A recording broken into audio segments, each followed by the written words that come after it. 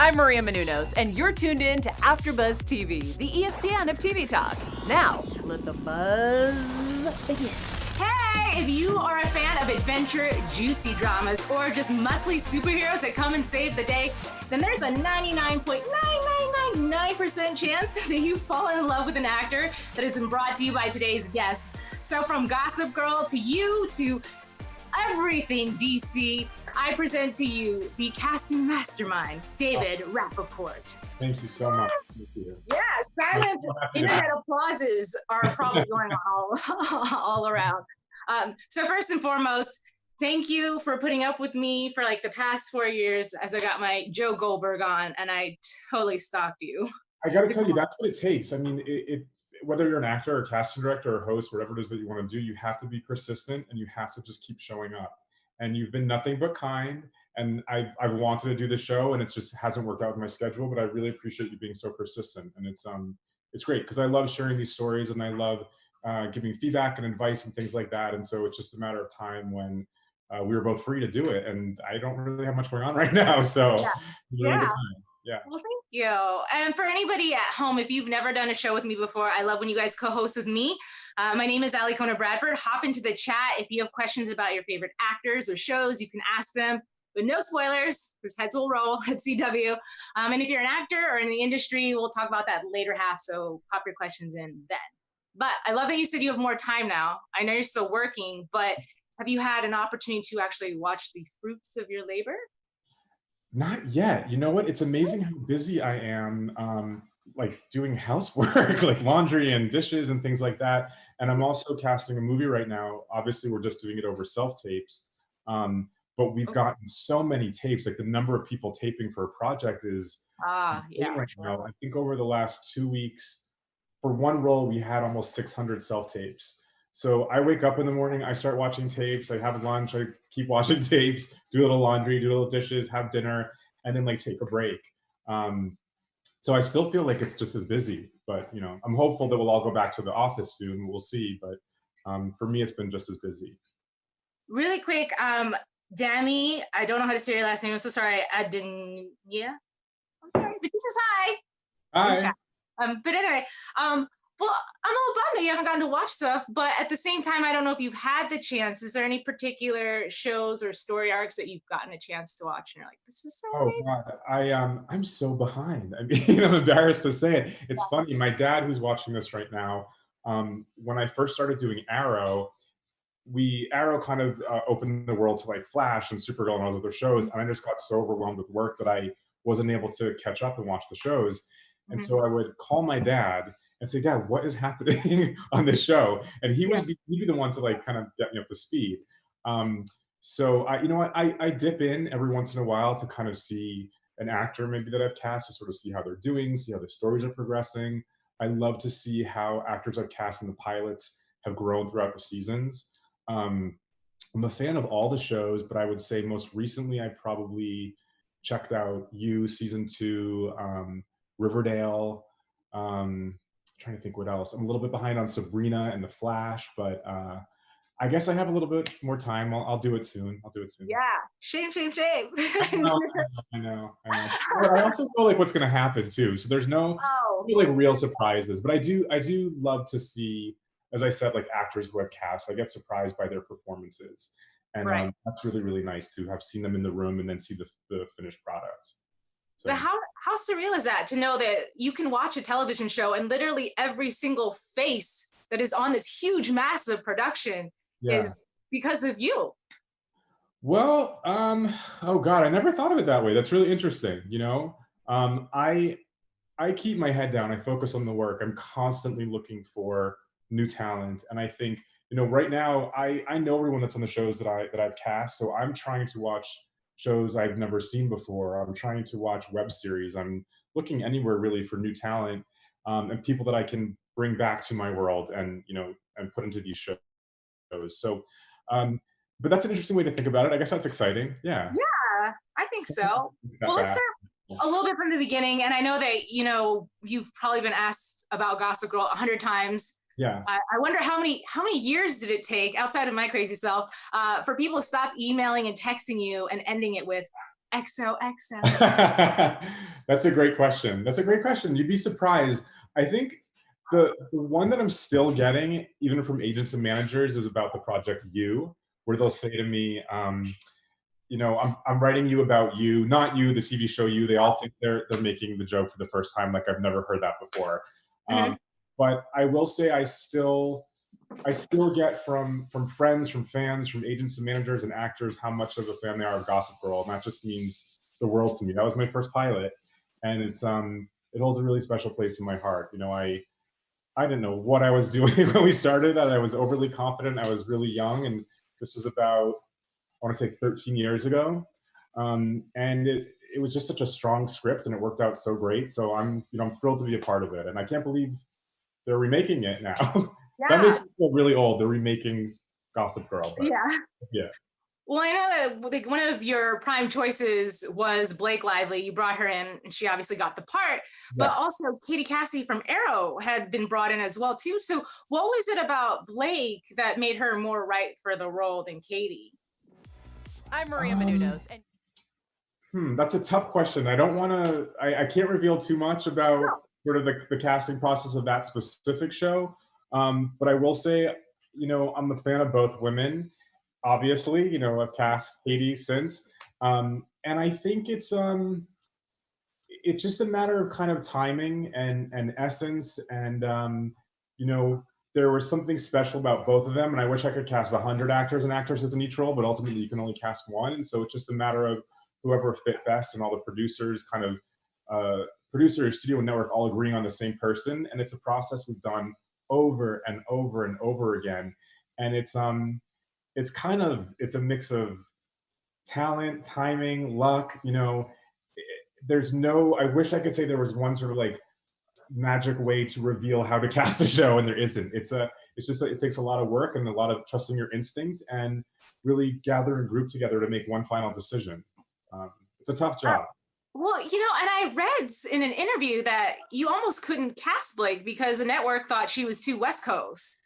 So what gave you the idea to have her change her hair to come in? I may have said that in an interview. We wanted to portray her, I guess, a little bit more Upper East Side, a little less sunny California.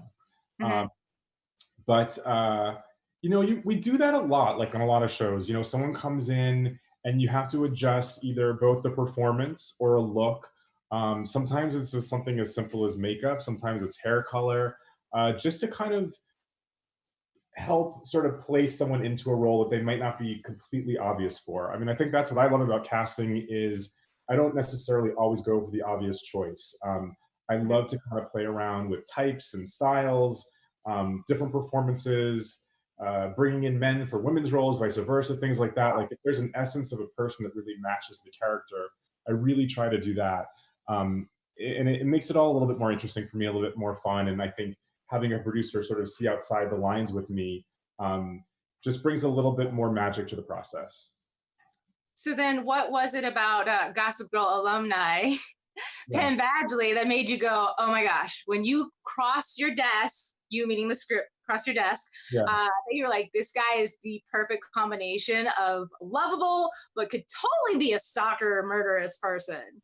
Oh God, I mean, again, I can't reveal too much about that specific casting process, but I've always kept an eye out for the cast of Gossip Girl. I mean, they were such talented kids back then, 13 years ago. They've all remained such talented actors and have really grown throughout their careers. So I think as a casting director, I always keep an eye out for people that have sort of been in the family, so to speak. I love to use a lot of the same actors or see the same actors over and over again and give them a lot of opportunities. And so an opportunity like this, we read a lot of men for that role that we had seen before or cast before. And so it's just a matter of timing again and kind of finding that perfect fit. But there wasn't anything specific about Penn that you were like, I love this about him, and that's what makes him great. I love everything about Penn. Oh, okay. Yeah. Did you actually, another person that came in, or I don't know if he came in, when you have a big name like someone like John Stamos, who was on season 1 of You, is that somebody where you just direct book him, or you at least have to do a chemistry read? I can't answer any questions specifically about. Oh, sorry. I'm going like so the wrong route then. No, that's okay. I'm more than happy to like kind of share sort of casting insight and stories, but I just don't want to step over any bounds of like talking about specific actors and how they. Ah, okay. We can totally do that. Really quick though, I will say that Demi to say that she's a really big fan of your work. And of course, like many other actors, she said she'd love to work with you. But what really makes an actor stand out? It's a really good question. I often say that it is about someone being able to channel their unique self and share it with me, share it with the room. Um, you know, I said to you before, whenever I do an interview or something like this, right before like the lights go on or we go live, I get so nervous, and I don't know how actors do it. It kind of just, I walk in with all this confidence, and the second when you say go, I start sweating and freaking out and the whole thing. And it's a muscle. It's a muscle to kind of be able to shut that off, be present, be focused, remember your lines, know what you're there to do, be professional, and also really share your specific point of view, how you see the material, who you are as a person, and what your life experience can bring to that role. I want people to show me their personalities. If someone's kind of cranky or someone's like overly bubbly, not for the sake of being that way, but if that's just who you are, it's going to draw me in. It's going to draw the audience in, and that's going to be interesting to watch. I can tell a faker a mile away. If someone comes in and they are acting or they're performing, it's a turnoff.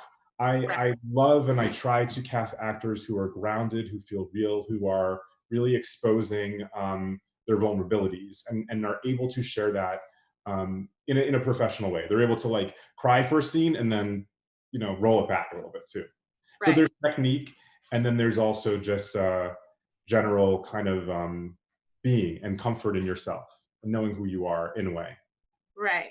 And also too, I mean, you get to meet somebody and they come in for the pre-read, they read for the producers, and then hopefully a chemistry read, and therefore, but in those times that you're meeting somebody, of course, they're going to put their best foot forward and come in and be all great. But are there any red flags that maybe you might look for that you're like, okay, I think this person is probably not going to be good to work with? Like, yeah, absolutely. Again, we're kind of HR people in a sense. So we're not only looking at your talent and ability, but we're also looking at sort of how you work a room, or if you're professional, if you're on time, if you're courteous. I'm not looking for best friends every time I do a session. People come in, they kind of like kiss ass a little bit sometimes, and you see right through that. And again, I'm not putting anyone down for being, overtly kind, but it's when it's not genuine, when it feels sort of like desperate in a way, it's a turnoff. And so what I would prefer is someone to come in to be professional, on time, know their lines, have the material ready to go, be kind, say hello, say thank you, and go. It's really as simple as that. I think when someone comes in and really tries to like shoot the S, I don't know what I can say on YouTube or not, but I think you know what I mean. As long as you use the F word, we're good. Okay. That's fine to an extent, but again, this is not, it's about building a relationship with the casting director, but it's not about like necessarily building a long-term friendship. I think the more that you go in for a casting director, the more they'll know you, they'll know your abilities, your range, they'll know how to direct you and help you in the room. But you don't have to be best friends with them. You guys don't have to love each other. You don't have to flirt with casting directors. I've seen that a lot, and it's just not professional. You act as normally as you would if you were to go into, I don't know, let's say like a doctor's appointment or something. Yeah. So have you ever had an actor come in, because you have cast people that have been in the industry for a really long time, that they came in and it almost made you nervous because either you were a really big fan or you're like, oh my gosh, I hope so-and-so doesn't flub a line because then I have to correct them and that could be weird. Yeah, absolutely. I mean, I get a little nervous every time anyone comes in. I want them to do well. I really, really want them to do well. I've said this before too. Selfishly, it makes me look good if they do well to my producers. I'm trying to solve a problem for my producers. I want to show them 25 great actors in a session. So I'm really rooting for these actors when they come in. Do I get starstruck? I would say I get more starstruck by actors I've seen in theater than maybe actors I've seen in the movies. when sort of name-your actors come into my office, they're not like all done up in makeup and hair in the way that we're used to seeing them on TV or in movies. They're just kind of normal, and there isn't anything like sort of overly exciting about it. But I'm just such a huge fan of theater and New York theater, so that whenever I see someone that I've like seen in a play before, I get Mhm. super excited. That's just me, but and I think a lot Yeah, of people I work with really appreciate and love theater actors, and so I would imagine they feel that same kind of energy.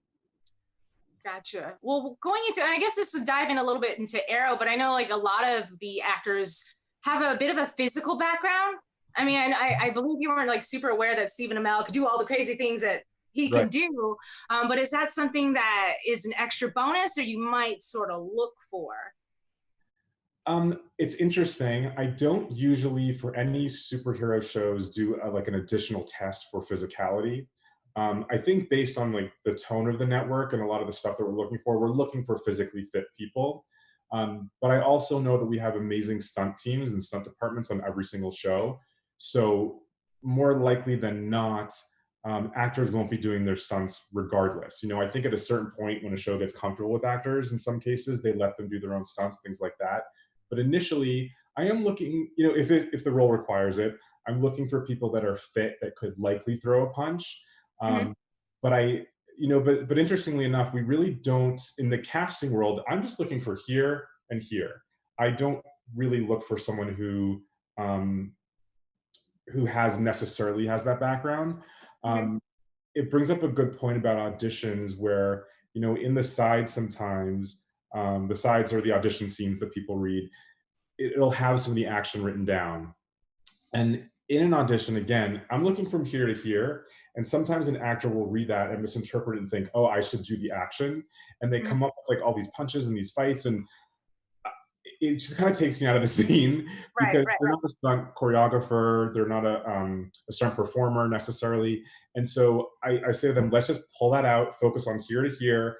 Don't worry about what you did before. Like it's a little like off-putting when you're like punching into the air. Every once in a while it works, but if they've kind of put together a whole routine, it feels weird. So I just want to simplify it. This is right. also a note to actors who come in for Okay. uh, acting So shows. then, I would say simplify it. I don't know if you can tell me this or not, but this is something that Manu Bennett had said about his interview that he actually choked out one of the casting directors on accident. Um, You'll have to he said that. David because Rapaport did not say that. yeah, no.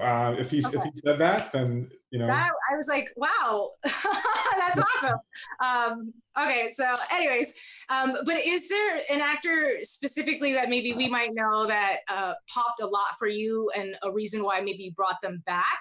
Because I know that you do that a lot, whether it was Melissa Benoist who came in for Arrow and then Stephen Amell had done the 90210, stuff like that. So can you tell me maybe what made them pop a little bit?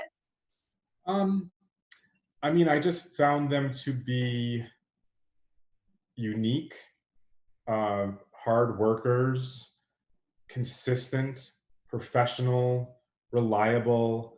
I love an actor who comes up with their own ideas, but also is able to work with others and take direction and sort of play around a little bit. Mm-hmm. Uh, I love actors who really love to collaborate, who come in with an idea, say, "This is how I see the scene." I'd love to see how they do it, and then I like to sometimes just throw a direction at an actor just to see if they can take it, Mm-hmm. um, just to know that they'd be able to do that on set. And Right. actors like those two are extraordinary when it comes to that. I think they're real team players. So How do we were talking a little bit about script and how people can bring their own story into a script, yeah. but sometimes I feel like a script can almost be a bit like a Mhm. text message in that based on your life experience, Yeah. you will interpret it a certain way and someone else it's like way left field. So like at what point do you think, all right, sister, I think you missed some clues there? Right. Or, Well, will you work with somebody or how's that for yeah, you? that's a good question. I mean, it's tough because that's a really good point. Sometimes you do not get a lot of information. What I would encourage is if the show is on air, I would watch the show. I would watch it just to kind of know the characters, the tone, the pacing, how fast people are talking, etc. Um, and do your best to make a decision. I think one of my pet peeves is people come in and they just have No idea. They haven't made any decisions for themselves, and they're expecting us to tell them everything. And one of the reasons that we're casting is because we don't know all the answers. You know, we know, technically we know what we're sort of looking for, because we also get the text message version. You know, we get a breakdown from producers that'll sometimes just say like, female, late 20s to early 30s or something, over 5'2". I mean, that's literally all we'll get sometimes. And Oh we wow. know, you know, she's an action star, and she has to be dramatic. And so I would look at your picture, your resume, and say, you know what, she looks good. Let's bring her in. And beyond that, I'm kind of looking for you to make some choices and say, this is how I saw it. Because I want to get to know you. I want to see how you work as an actor if I'm not familiar with you. And in some cases, if you're tonally right or have the right look or just kind of interesting, I may throw you something else and say, let's try it this way to see if you can do it this way. Or actually, I heard the director say the other day that, you know, the character may want to go in this direction. Let's just try that and see if that works with you. Right. Again, one direction is not the same for every single person. Uh, Right. you may come in and may need to be pushed a little bit more, let's just say in the comedy direction, whereas if someone else comes in and they're really, really big and I need to pull them back a little bit. I know a lot of actors love to listen when they're in the waiting room and try to hear notes that directors or producers are giving other actors. But I really discourage that because those notes, excuse me, are meant for the actor specifically that they're working with. Right.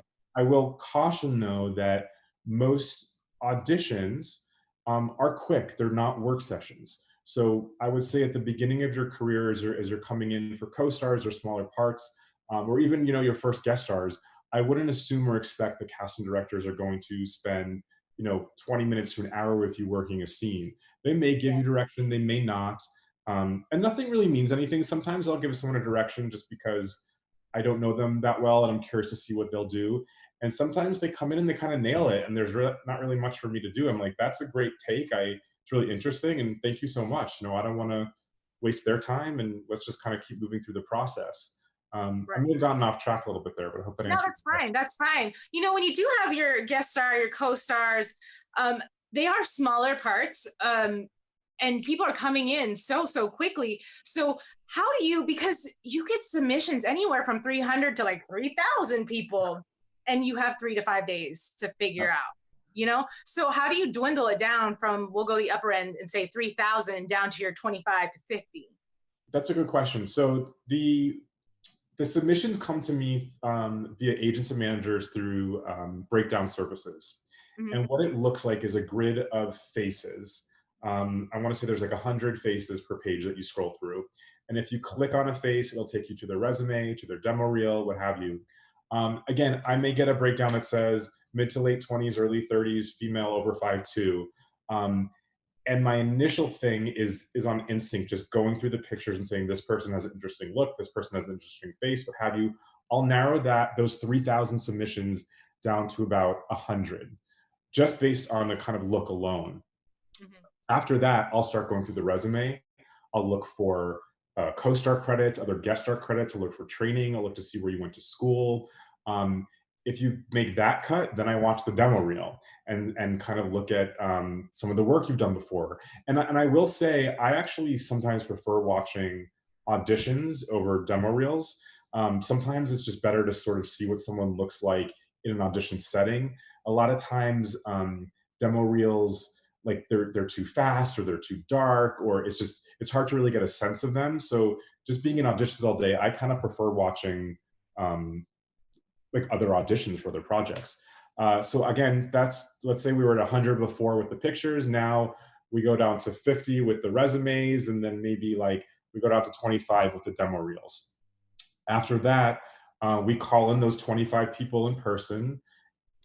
Probably during this time, those 25 people would get a self-tape, you know, audition.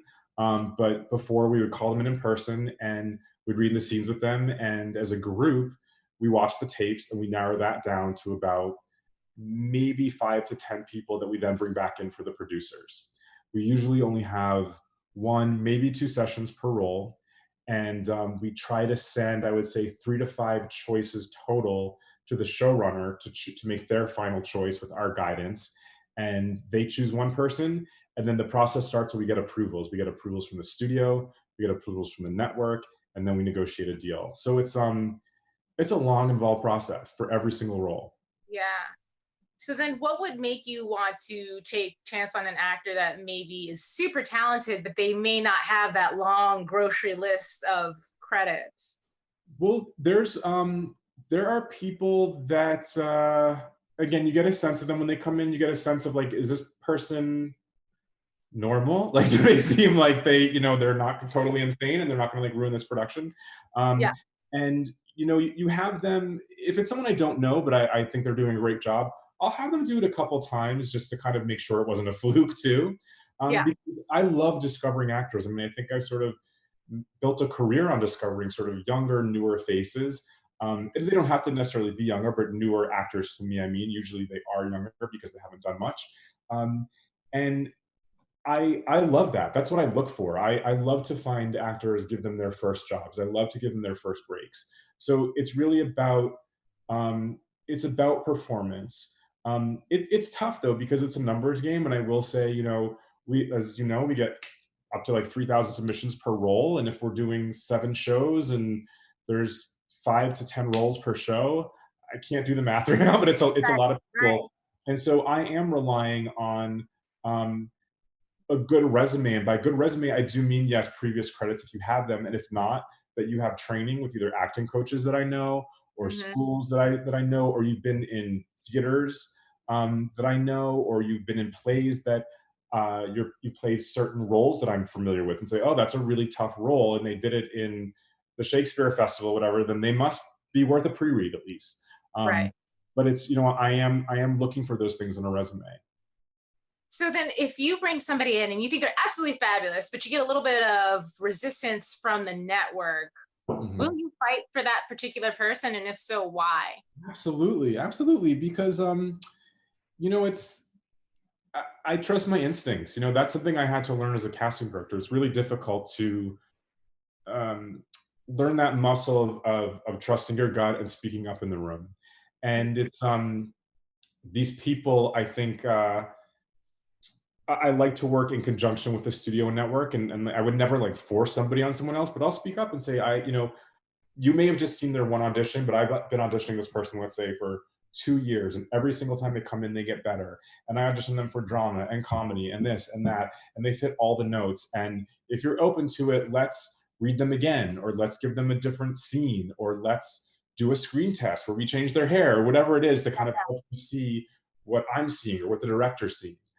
So there's a lot of that kind of like negotiating going on throughout an entire process. So then are you that guy, if someone was doing good, and let's say they get nervous and they flub or whatever, will you pull them out and be like, look, Yes. You got this, you can do this, et cetera, et cetera? Or are you kind of like, there's probably like 10 other people I could call, so. No. That's a good thing about, doing so many shows and reading so many actors, is that I see I see a lot of actors over and over and over again, and I know their abilities, and I know people get nervous. I know that happens. I would never, ever, ever embarrass someone in the room.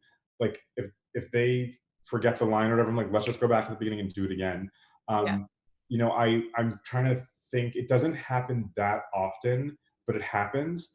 And especially if it's an actor I know and I've seen them do it better before, I will just keep pushing them or take them outside and say, you know what, take another 10 minutes with the sides, come back in when you're ready, and let's just do it again.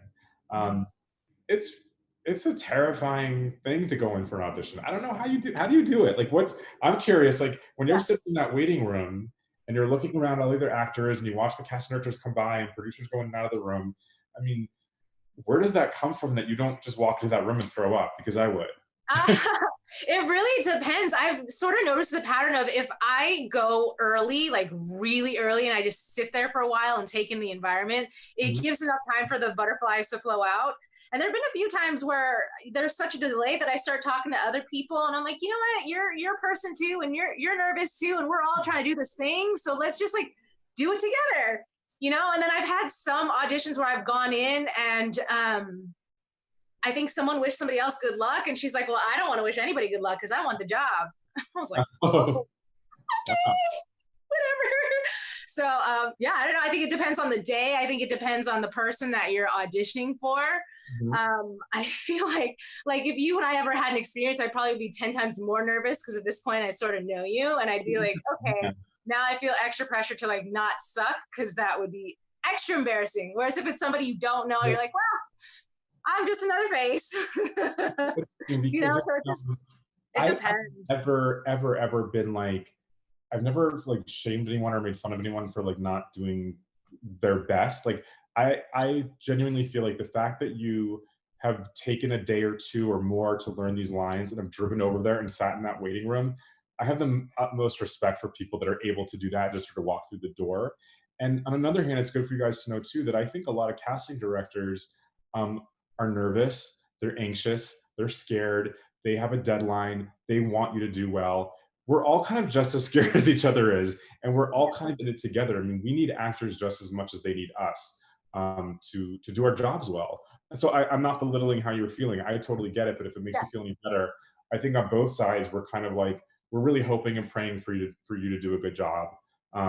If you don't, we don't like hate you. You know, I understand that things happen, but um, hopefully there's always another another chance. But have you ever had an actor come in, and this is like totally anonymous, but like, have you ever had an actor come in and just do like the most wackiest, like jump on a table or do something crazy that you're like, whoa, Yes. that Yeah. happens. That's a tough one because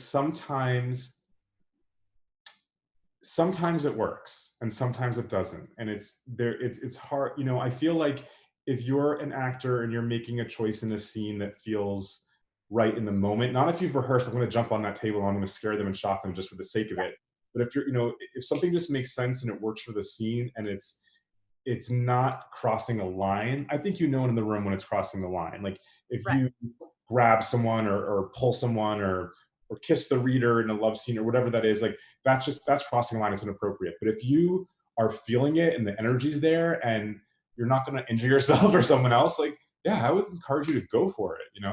That's your Yeah. time. That's your space.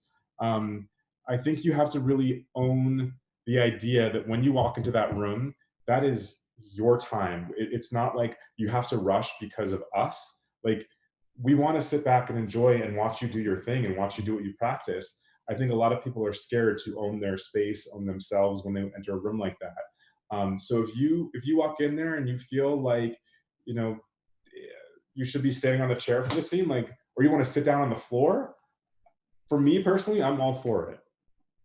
Nice. Yeah. I have a question in the chat really quick. Someone's asking, how has social media changed or influenced your selection process? Not at all. I get that question a lot, and it's a good question.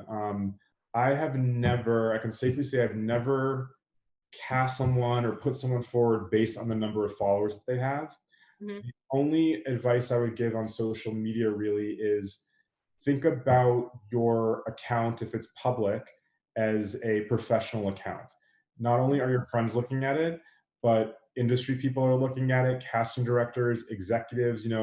We may be curious about like other looks, for example, like if it's a woman or man, like did they ever have blonde hair or what do they look like? Um, I don't know. You just want to see them in like a different light, I guess, so to speak. And so we sometimes look at people's social media, and if they are like an absolute disaster and doing a lot of like unprofessional, weird things and like getting drunk and falling off tables, and it just, again, as an HR person, that red light goes off for you. I'm like, oh, this person seems like they could be a liability. That scares me. I'm not saying don't do those things and don't have fun, but do that on a private Instagram account because just you never know what executive or casting director is going to be looking at it, and you want to present yourself in the most professional way. Right, right. I do want to take it just a little bit back to the Arrowverse for anybody who's a TV fan that would like to know. When you first got the call to start doing this particular project, Mhm. what type of research did you do for that? Because if I'm correct, you didn't have like a super thorough knowledge of the comics. Did you I dive in or leave a little bit mystery? um, for me, I've always done this, and I can actually talk about this in terms of the horror movies I did as well because I'm terrified of horror. I hate horror movies. Ooh, You do? yes. Oh my gosh. But I've cast like 10 of them. Um, and I think for me, whether it's a comic book show, which I don't know a ton about comic books, or a horror movie, what I'm looking for is like the essence of the character on the page. What is it about this person that I need to find in another person? Sometimes with a comic book, you have an idea of what the character should look like. And sometimes we try to make them look like that person. Other times we take our own liberties and, we're sort of reinventing these comics in our own way. And so, um, you may change the age or the race or ethnicity or what have you of a character from a comic book into onto the screen.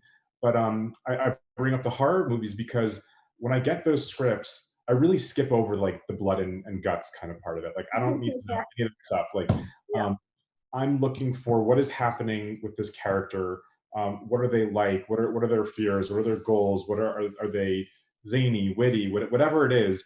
And then I try to find an actor that matches it. So for me, it's really about, and I've used this word a lot, but it's really about essence.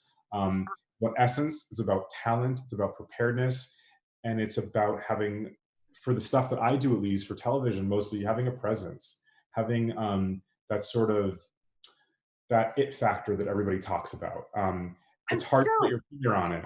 I'm so glad you said that because that is a term that we hear all the time. Like she just had it and it. And I think some people are trying to figure out like, well, what is it? We're all trying to figure it out. And if we could bottle it, we'd all be billionaires. It's Yeah. it's tough because I think, like I said, with studio and network and producers and director and casting directors, we all have different points of view. We all have a different sense of what it is. I think what casting directors have to do is look for a person who has it that everyone will respond to, the studio, the network, the producers, the director, and the TV watching public. Uh-huh. I imagine, if you walk into a room and there's 10 men there staring at you, one or two of them is going to be like your type, or you're going to like be attracted to them for whatever reason. There's like a Right. pull to them, right? Another Uh-huh. one comes in and she's going to be attracted to a different guy. As a casting director, I have to walk into that room and say, who in here will, let's just say for a leading man, like a romantic lead role, which guy in here is every woman, every man going to fall in love with? Who is like the common denominator that has that it factor, that presence? And so Mhm. for me, I'm like a dating, not a dating coach. What's the word I'm thinking of? Like, sorry.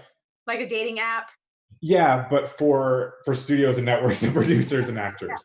Um, Yeah. a Yeah. matchmaker. Thank you. Yes, yes, yes. Yeah. So I always joke that like that'll be my next career, being a matchmaker, because it is about kind of, both matching a character to an actor to production, and sometimes actors together. We don't always get to chemistry read actors together, so you really have to kind of guess and assume who's going to have chemistry on screen. What's a good example of great chemistry? And again, I know you can't tell me like specific auditions or specific names, but like an instance where you can say right off the bat, I can tell like these people are just gonna click so well. Um, oh God, I mean, it's like a gut instinct, but I don't know why I'm thinking of the show Pen 15, but those two women I think are so genius and they work so well off of each other.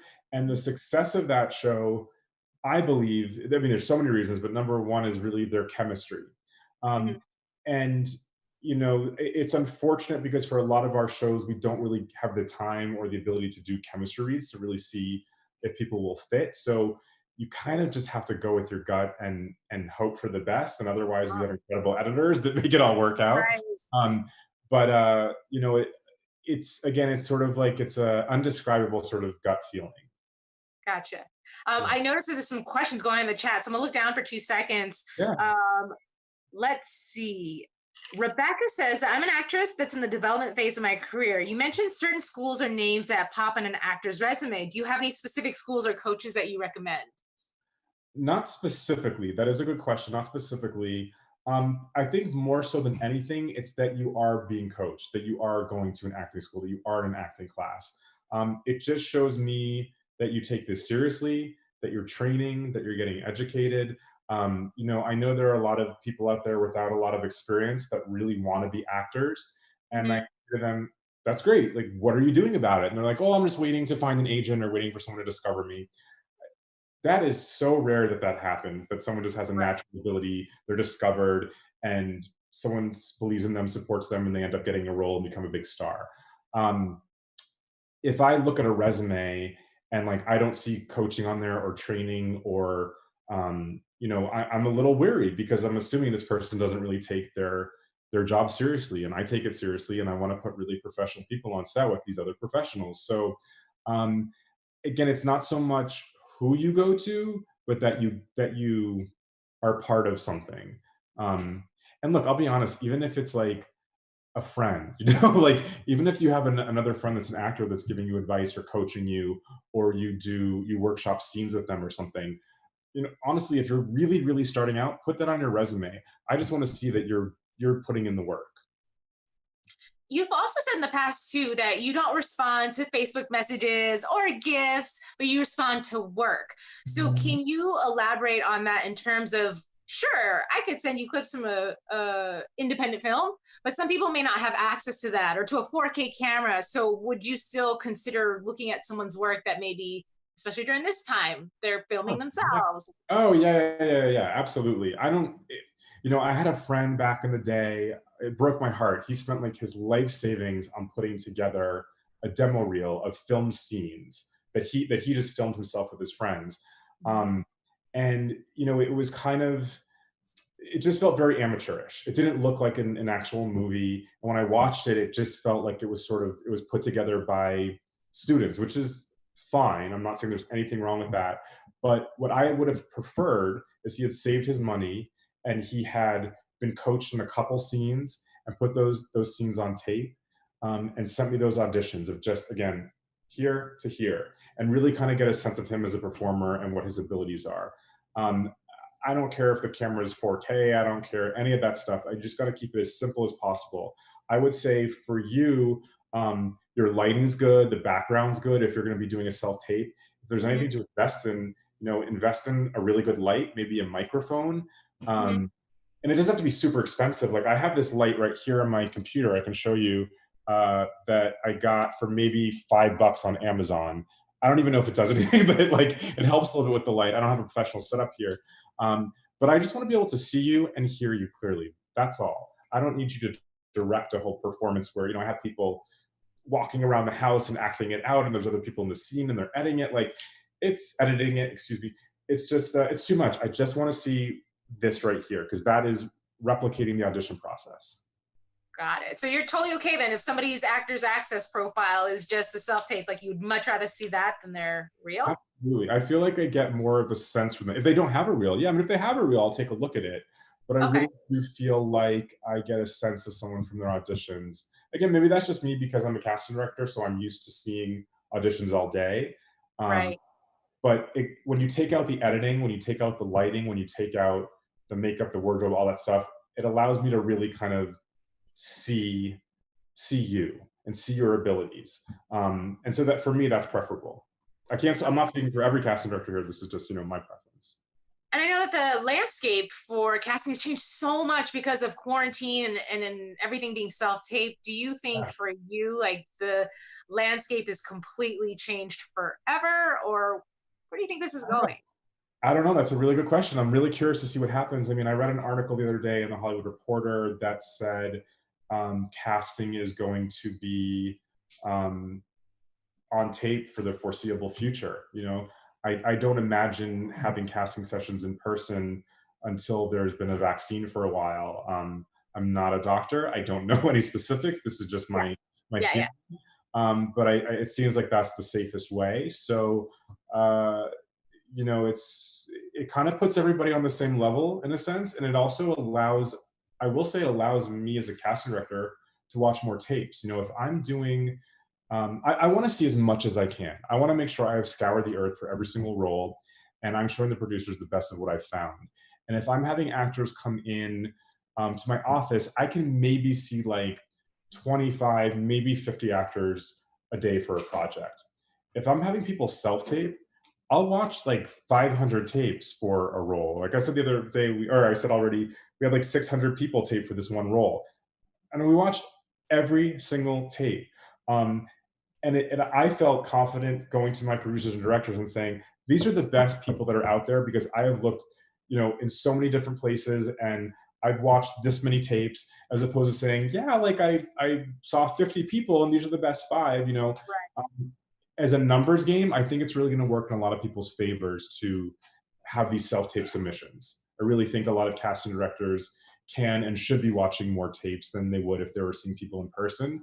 And if that changes the industry long term, it's not a terrible thing. You know, like I love working with actors. I think that's what I'm going to miss the most, is really kind of the one-on-one directing an actor in the room and helping them with the scene.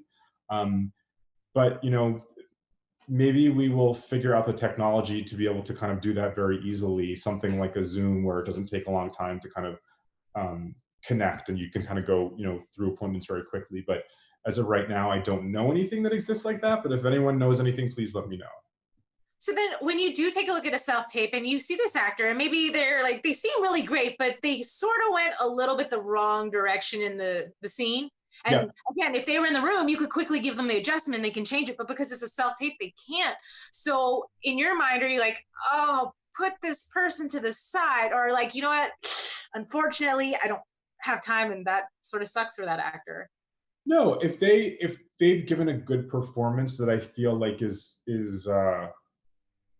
kind of what we're looking for, or close to what we're looking for, or we think we're looking for, I would absolutely have them retape it with a couple notes. Okay. Yeah, absolutely, absolutely. I mean, I will, again, as a numbers game, I can watch 600 tapes, but I can't watch 6,000 tapes. So I'm not going to have every actor retape with notes, Right. but I will be choosy and have a couple of them retape for sure. Okay. Yeah. I saw some more questions. Somebody was also asking about diversity. Yeah. In the breakdown, if a breakdown is open ethnicity, how much freedom do you get in keeping your selection diverse? I'm not sure I fully understand the question, but I would say that's a situation where the best actor wins. I mean, we're not, you know, it's not like you're matching someone in a family, so you're really, if that family's already established, let's say, on the show. So we're really just looking for the best actor, whoever that is. Okay. It keeps this really wide open.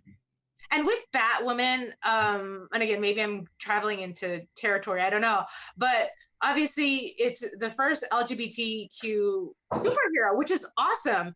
Were you guys very conscious of the fact that like this actress, whomever we choose, has to be a part of this particular world, because otherwise it would just be a fraud? I can't speak for the production or the producers on that, but I will say, you know, we were obviously thrilled with the cast that we got, and we feel really lucky. That's it. Yeah, it's cool. But with that, because there are some big names, is that something where when you get your bigger names, how about this?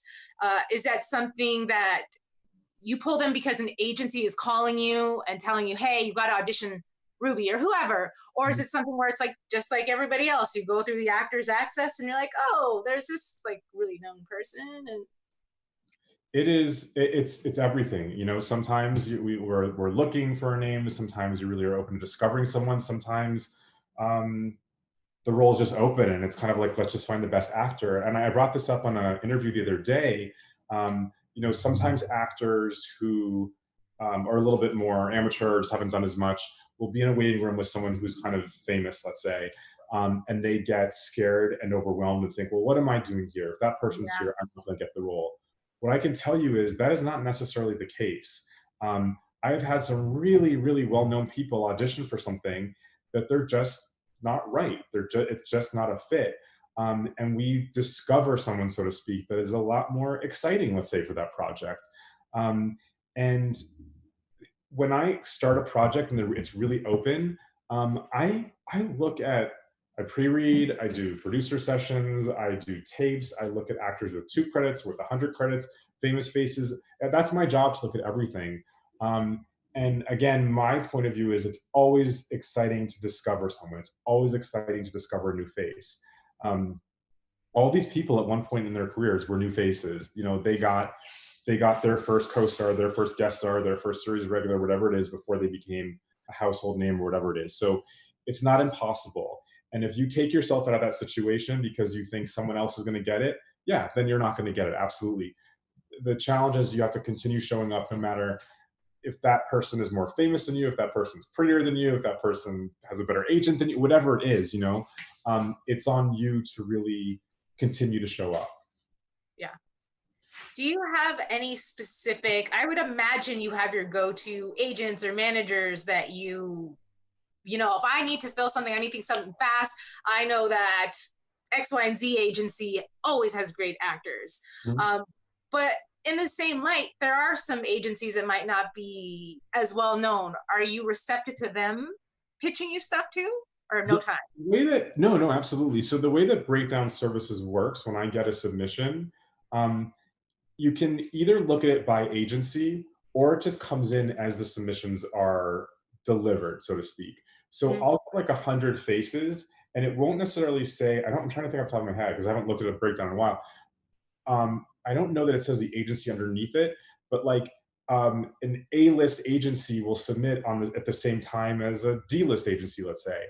And honestly, like I don't, unless I know the actor or know who they're with, like I don't really know the difference. I just kind of go through and I do my process again: picture, resume, demo reel. I have read some terrible people at some of the biggest agencies and some amazing people at some of the smallest agencies. So I'm not really, I wouldn't say I'm a snob. I will say that, there are certain agencies that do well for a reason.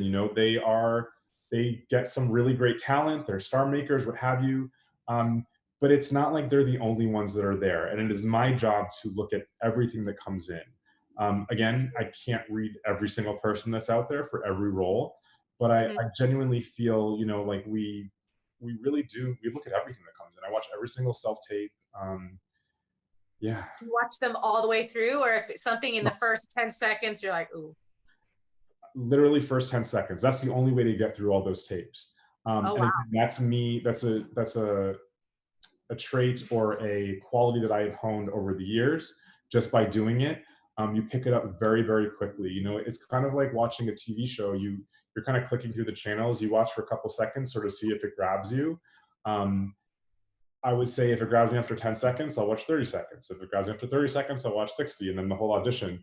But it is rare that I'll watch 600 full auditions. Yeah,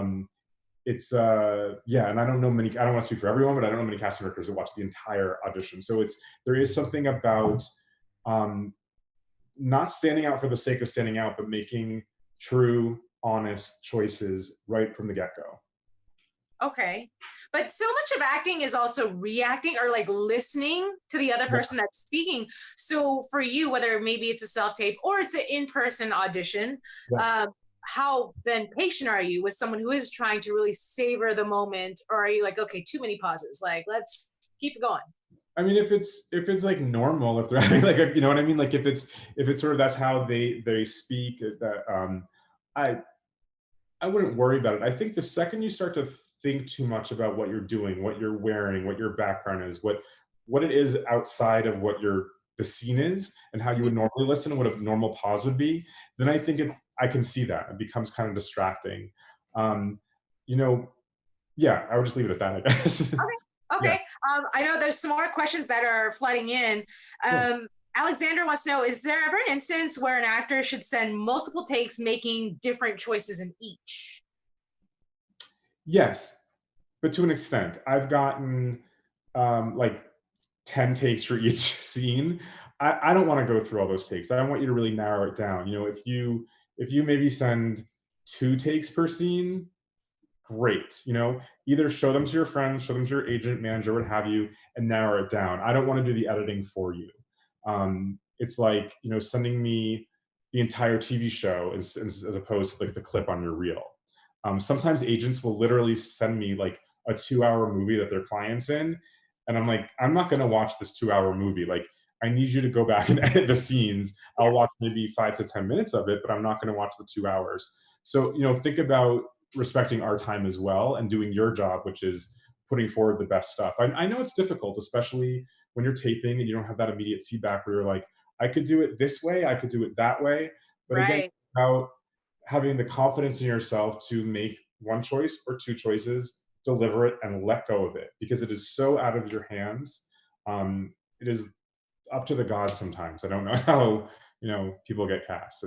we start some projects and we end up in some place that I never saw coming. Sometimes I know exactly where it's going to go, but Uh-huh. more times I could not have told you it was going to end up there. So And are you liberal about, I have somebody in the chat asking about being off book. I I prefer it and I recommend it because I think it allows you to play more with direction. If you're, I encourage people to hold their sides, but if you are not off book and you're looking down at your sides, I don't know how you're going to connect with the reader, or I guess now at home connect with whoever you're reading with. And also, it's hard to take direction. I think if you don't fully have it in you. Makes sense. Yeah. A little bit about your journey though, because I know that you did internships, and again with the whole WB, you had your meeting, and then 2 years later is when they actually called you back for Gossip Girl. So all that said, your career in the beginning was a little bit of a marathon, and so right now we live in such a instant gratification era. And I even find myself like occasionally, you want it now, you want it now, So what advice would you give for somebody about really taking the time to do those things that maybe are free or little bits of money, and how did it pay off for you? I mean, I took anything that came my way, I'll give you an example of a friend of mine a couple of years ago told me this story that he was a kind of, let's call him like a co-star actor who was doing a lot of co-star roles, and he really wanted to break into guest star roles. And a casting director, a really big name casting director, asked him to do a featured extra role on a TV show, on a really popular TV show. And he said to me, I passed on it. And I was like, why did you pass on it? He's like, because it's a step backward. I want to be a guest star actor.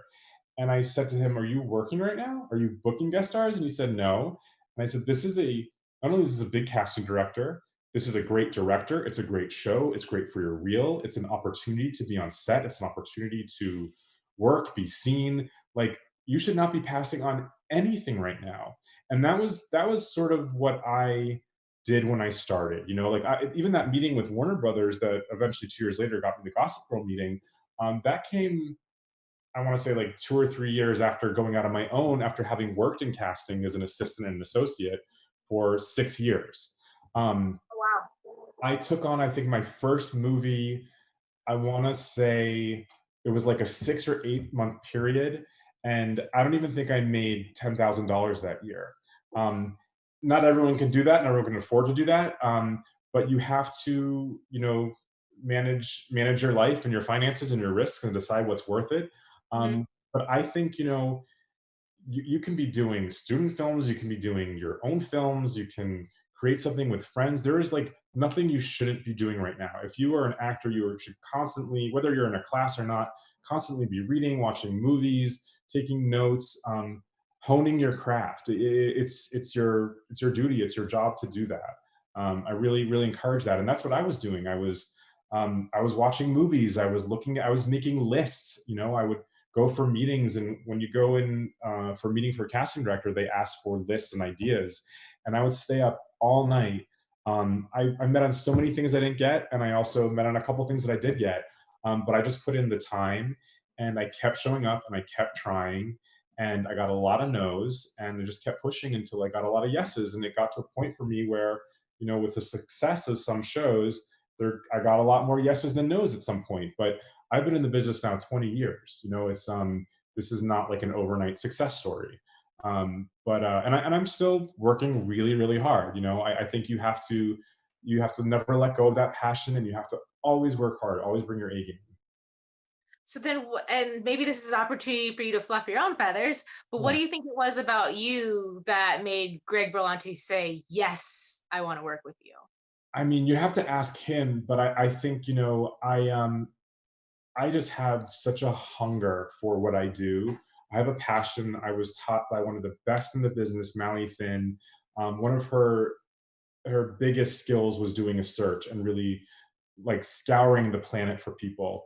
And especially for these sort of youth-based shows, I look everywhere. I do not want to leave one stone unturned. And I think for the success of these shows, you really have to find that needle in the haystack. You have to be willing to look and dig and watch as many tapes as you can and meet as many people as you can. And I would assume that maybe he saw that passion in me. I don't Mhm. know. And how quickly can you recognize that in somebody else? Oh, immediately. Immediately. Yeah. Um, it's really interesting, especially with children when they audition, because you can tell the kids that really want to be there and are having fun, and the ones whose parents are kind of pushing them in. Uh-huh. And it goes the same for adults too. There are some adults that come in that seem like they're beneath it. They don't want to be there. They haven't like looked at the sides. They don't, they're just not taking it seriously. And that really irks me. Yeah. Has that ever happened with you with somebody that is like super successful and you're like, whoa? Oh yeah. That's another reason I would say, like, if you see someone kind of famous in the waiting room, don't assume that, oh, I'm wearing shorts, sorry. Don't assume You there. that they're gonna get it, because I will say, yes, sometimes, not with everybody, but there are some like name your people that come in that assume that they don't have to try as hard because they have a name. And they may feel like I shouldn't be reading for this, but I'll come in and read for it because I have nothing else going on. And it works against them, because we really want people that want to be there, that are energetic, that are going to be like a good energy on the set and bring something to the other actors. Uh, I can't encourage that enough. Yeah. Have you ever witnessed that with any of your actors? And again, no names, but somebody maybe you found and started their career, and then much later on, you're like, whoa, the business has changed you. The business changes everybody. Ah, Success changes everybody, sometimes for the better, sometimes for the worse. I think, we all have stars in our eyes when we started out. We all think, there's going to be success and fame and money and all that stuff. And the challenge with anything really is finding a balance. And I've seen people who have lost balance, and I've seen people that have handled the fame and success really, really well. I, uh, I was lucky enough to watch that very early on when I was an assistant even to a casting director. Some of the actors we cast on a TV show were making a ton of money. And I remember one of them specifically was spending all their money buying like fancy cars, going on fancy vacations. And I was like so jealous of that person, because I'm like, God, I wish I could do that. I really want that lifestyle. And that show got canceled, and that actor never worked again. I have not seen them since. And I cannot even imagine the financial situation that they're in right now because of that. I mean, most actors do not work consistently for their entire career. They go months, if not years, between booking jobs, and you have to understand financially how to support yourself and how to survive. Um, and that's a whole other muscle. That's a whole other thing besides casting. But it's really difficult. I think there's a downside to getting a lot of success very early on. I think a lot of young actors assume that they're just going to keep booking shows that are going to get on air and be successful and be in the mainstream pop culture. Um, and that's not necessarily the case. I always encourage actors, even if they're on shows, to do plays during their hiatus, to continue coaching, to try to do a movie. Just because you book something doesn't mean you're done. I've seen actors who've been on series for many years fall into traps of kind of showing up to set bored, showing up to set late, kind of doing it, half-assing it and like doing it in their sleep in a way. And it's really disappointing. On the same token, I've seen a lot of actors, continue to challenge themselves and do really great and grow as an actor. But it is discouraging for me to have now, done this process of pilots to series so many times, and I've seen actors really kind of lose that joy for the process. all right. Well, David, we're running out of time, so I'm just going to give you one last question, and that Yeah. is, in your own right, you've become a celebrity in the casting world. What would you like your legacy to be? Oh God, that's a tough one. I just I want to help tell stories and continue to help tell stories that really connect with people on an emotional level. I want everyone to see a version of themselves on television. I didn't have that when I was growing up. I did not see myself in any of the TV shows that I was watching. And I think I have a great opportunity with the storytellers that I'm working with to cast really dynamic actors of all races, ethnicities, ages, what have you, um, and really help people see their experiences in a positive way on television or the big screen.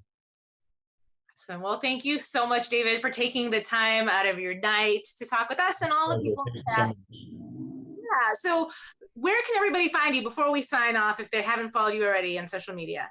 Oh, I'm on Instagram at Rapaport Casting, Rapaport. And I'm on Twitter, but I don't know my Twitter handle.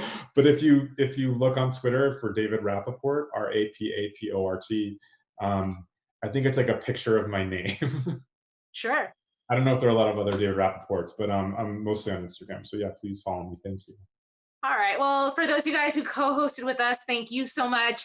Again, I'm Ali Kona Bradford. You can find me at yours truly, Ali Kona, with little underscores in between, and I'm mainly on Instagram. So other than that, we'll see you guys later. And David, again, thank you so much. My pleasure. Thank you. Our founder, Keven Undergaro, and me, Maria Menounos, would like to thank you for tuning in to AfterBuzz TV. Remember, we're not just the first, we're the biggest in the world, and we're the only destination for all your favorite TV shows. Whatever you crave, we've got it. So go to AfterBuzzTV.com and check out our lineup. Buzz you later. The views expressed herein are those of the hosts only and do not necessarily reflect the views of AfterBuzz TV or its owners or principals.